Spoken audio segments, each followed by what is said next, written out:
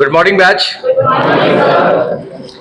So today we are going to have a question answer session based on the topic Java. As Java has recently started with your batch, and this is the batch of BCA PPU batch 2, right? So I can ask question to anyone based on the topic of Java.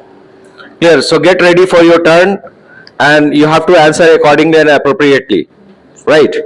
So let us move to anyone, and just you stand up, please.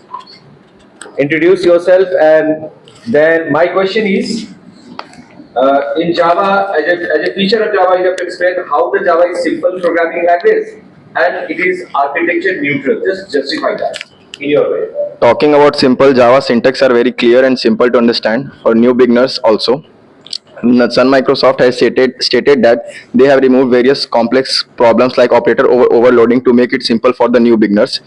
Java code are based on C++, so they state that the user of C++ can easily shift to Java. Now talking about architectural neutral, let us understand with the example of C. In C, for a 16-bit architecture, for an int data type, 2 bytes of memory is being allocated.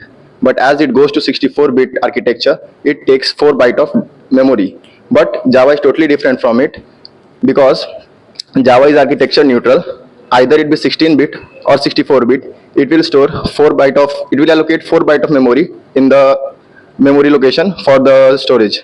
So it states that Java is an architecture neutral. Thank you. Okay. Okay, it was a really very nice explanation about it. Thank you very much.